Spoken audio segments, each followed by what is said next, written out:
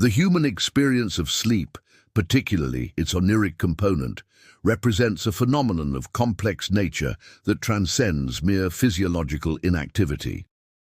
While traditional perspectives have often confined dreams to a dimension of subjective, fantasy or diurnal reprocessing, the present analysis proposes an exploration of the hypothesis that the oniric world may constitute a reality parallel to the physical dimension.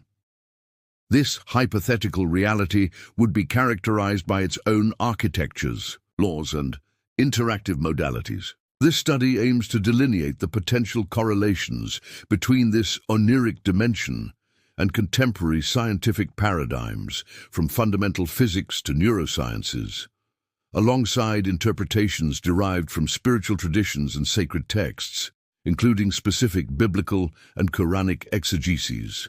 The phenomenology of oniric reality, metaphysical and psychological perspectives. Our phenomenological existence is primarily anchored to a physical reality governed by universally recognized laws, such as gravitation, temporal linearity, and spatial coherence. Nevertheless, the oniric universe, which constitutes approximately 1/3 of our life experience, consistently challenges these perceptions. During a dream, sensory perceptions, tactile, visual, auditory, gustatory, olfactory, are experienced with an intensity and veracity indistinguishable from wakefulness. An event such as falling in a dream, for example, can induce physiological responses of terror and a perception of impact of absolute reality. The fundamental question that emerges is this: if the laws governing dreams diverge so radically from those of our material world, is it plausible that the oniric world could constitute an ontologically distinct reality, accessible not through the physical dimension, but rather through a spiritual or subtle plane? In the oniric domain, physical laws appear subverted. Gravity becomes optional, allowing for levitation or slowed falls. Time distorts, condensing hours of experience into a few seconds of sleep or dilating moments into extended durations. Space is non-Euclidean, with environments that shift, passages leading to unexpected landscapes, and distances lacking logical coherence. Are such anomalies mere random manifestations of mental activity, or do they indicate the operation of a distinct body of laws within this dimension? The hypothesis of an intrinsic coherence within oniric reality is corroborated by phenomena such as dreams closely correlated with known places or individuals from wakefulness, often reflecting situations unfolding in parallel in our physical lives. Dr. Tupini, for instance, has highlighted how intense or prolonged dialogical interactions with an individual in diurnal life can translate into specific oniric interactions with the same person. Awakening from such dreams can generate affective states, both positive and negative, that then find a direct correspondence in relational dynamics with the involved individual in real life. This suggests a permeability between the two states of consciousness, where the dream is not merely a passive reprocessing of lived experience, but an active realm of interaction capable of influencing and being influenced by physical reality. From this perspective, the approach to the world of dreams transcends mere symbolic interpretation. It's not primarily about reconstructing a sense or meaning from dreams, or at least not in every circumstance, but rather about focusing attention on the experienced situation, the oniric context, and particularly in cases of lucid dreams, acquiring awareness of the why, the where, and above all the vibrations emanating from people, animals, or the surrounding environment. If the oniric world were indeed a second reality, or even a first reality, in terms of access to subtler planes, then a significant portion of our existence might be overlooked without full cognition of its meaning and potential implications. The oniric brain, between neuroscience and the interface hypothesis, for a comprehensive understanding of the potential nature of dreams as a parallel reality, it is essential to examine the operational modalities of our primary instrument of perception, the brain. During the sleep phase, and particularly during REM, rapid eye movement sleep, the brain does not exhibit inactivity. Rather, it displays intense metabolic activity and complex neural organization, often comparable to or exceeding that observed in the waking state. Contemporary neurosciences have identified and mapped specific neural circuits involved in dream generation, highlighting how brain areas associated with emotions, e.g., the amygdala, memory, hippocampus, and visual processing, visual cortex, are highly active, while prefrontal regions, responsible for logical reasoning and critical evaluation, show reduced activation.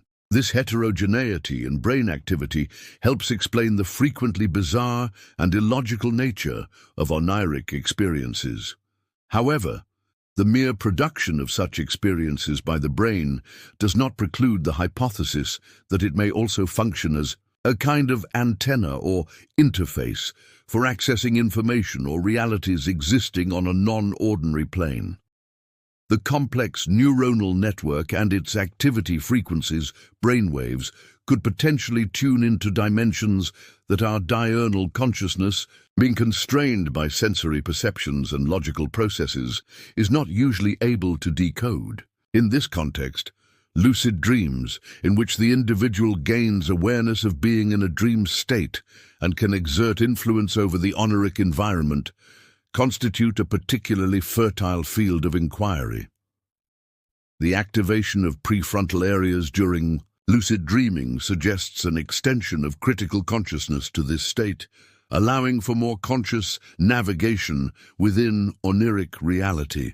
Further insights from contemporary scientific concepts, hypothetical applications, quantum physics, and the observer's role. Quantum mechanics introduces the principle that reality at the subatomic level remains in a state of indeterminacy until observed.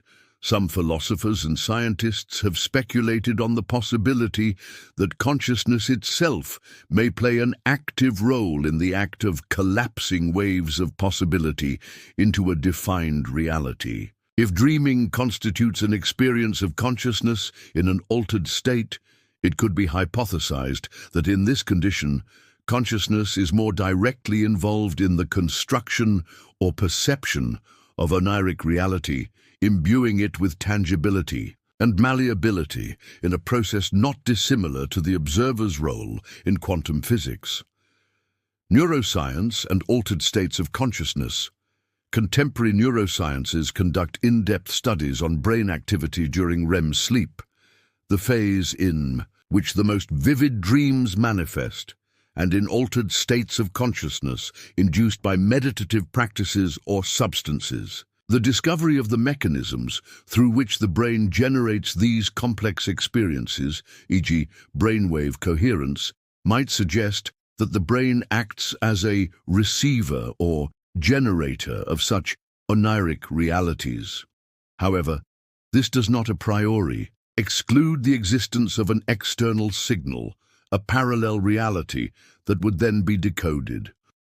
Some research on brain connectivity in lucid dream states reveals an activation of areas usually associated with wakefulness and metacognition, indicating an increased level of awareness. For my hard work, please like and subscribe and comment hidden for more. Biblical and Quranic references. The dream as a divine channel and subtle reality. The conceptualization of the dream as a mere epiphenomenon of brain activity is a relatively modern construct. In ancient traditions and sacred texts, the dream is frequently understood as a direct conduit between the human and divine dimensions, a privileged channel for revelation or interaction with higher planes of existence. In Christianity and Judaism, Old Testament, dreams are central vehicles for divine communication, Emblematic figures such as Joseph, Genesis 37:40-41, interpreter of Pharaoh's dreams and his own, or Daniel, Daniel 2:7, who deciphers prophetic dreams of kings, demonstrate how dreams were considered direct messages from God, carrying crucial predictions or instructions for the course of future events. They are not mere fantasies, but tangible revelations capable of influencing the destiny of entire nations. An aspect of notable interest is the biblical distinction between authentic prophetic dreams and false dreams or manipulations, as mentioned in Deuteronomy 13:1-5 or Jeremiah 23:25-32. This suggests not only the possibility of receiving messages, but also of being subject to deception or influence, implying a form of external interference or interaction within this oniric dimension. In the Quran, dreams, ruya, also hold considerable importance. The Quranic text itself presents numerous examples of prophetic dreams. Surah Tusin, Yusuf, and Joseph is almost entirely dedicated to the narrative of Yusuf and his ability to interpret dreams, emphasizing their nature as revelation and their capacity to predict future events. A significant verse states, "It is he who takes your souls by night and knows what you have done by day. Then he raises you up therein so that the appointed term may be fulfilled. Then to him you will return, and he will inform you of what you used to do." Quran, Surah 6, Al-An'am, verse 60. This passage suggests a profound connection between sleep and the taking of souls, and divine knowledge, implying that during sleep, consciousness can operate on a different plane or receive information of invaluable worth. The concept of vision, ruya, is frequently associated with a perception that transcends mere sensory experience, implying access to a non-physical reality. Sacred texts, including biblical ones, effectively contextualize dreams. Frequently, God revealed himself through dreams, also warning against false prophets capable of manipulating and interfering in the dreams of others. This aspect evokes, in some respects, the claimed great shamanic abilities, which assert the capacity to descend to a subtle reality and interact with it. Coexistence of realities.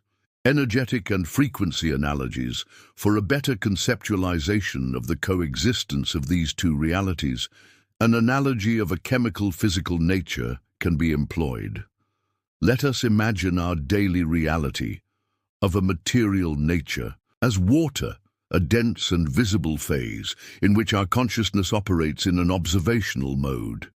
The oniric world, conversely, can be compared to oil, a less dense and more ethereal phase. These two realities, analogous to oil and water, coexist without direct mixing unless specific catalysts or causes intervene. At an even more fundamental level, the principles of quantum physics and Einstein's theory of relativity offer an illuminating perspective. The famous equation E=mc2 demonstrates that matter and energy are not separate entities, but interconvertible expressions of the same fundamental reality. Mass m is a condensed form of energy, E, and energy is susceptible to transformation into mass and vice versa. This fundamental principle suggests that what we perceive as solid or material constitutes ultimately a configuration of energy manifested at specific frequencies or densities. If physical reality is intrinsically energetic, it can be hypothesized that other realities, such as the oniric domain, may exist on distinct energetic or vibrational planes, whose lower density or different frequency does not invalidate their real structure. The perception of a subtle reality might simply indicate a level of energy or a vibrational frequency that our physical sensory apparatuses are not ordinarily equipped to detect, but which our consciousness or soul entities can access in altered states. We propose consciousness as the gas, e.g. CO2, in this analogy. Consciousness possesses the capacity to migrate from one phase to another, from the physical to the oniric world and vice versa, a process influenced by specific catalysts or vibrations. Water, the physical world, acts as an element that slows the diffusion or passage of the gas, consciousness, towards the oil, the oniric world, with which consciousness would manifest a higher molecular level interaction. In this model, temperature also exerts an influence on the process. In geographical areas or contexts with higher temperatures, diffusion is significantly facilitated. Applying these chemical-physical characteristics to our existential plane, notable parallels are observed. Regions with warmer climates, such as South America, southern Italy, or the African continent, frequently exhibit a greater propensity towards spirituality, the awakening of consciousness, and a deep rootedness in ancestral traditions, often imbued with ancient values. Conversely, in colder climate zones, characterized by high rationalization or industrialization, the higher population density and complex social structure act as a strong current that hinders the diffusion of gas, consciousness, and its transit towards a subtler dimension. This model proposes a fascinating perspective on how seemingly disconnected factors can influence our experience of oniric reality and our connection with dimensions considered non-material. In conclusion, the exploration of the oniric world as a potential parallel reality, while situated within the domain of hypotheses and speculation, uncovers deeply interesting scenarios regarding the nature of consciousness and existence. The integration of insights derived from neurosciences, fundamental physics, and ancient spiritual traditions suggests that the dichotomy between real and dreamed might be significantly more fluid than commonly perceived. If dreams prove to be not mere cerebral products, but rather windows or access points to distinct energetic dimensions, then the attention and understanding of this nocturnal realm acquire a profoundly renewed significance. The decoding of dreams is not limited to self-understanding, but may represent the beginning of deciphering the laws of a vaster and more interconnected universe than our waking consciousness allows us to recognize.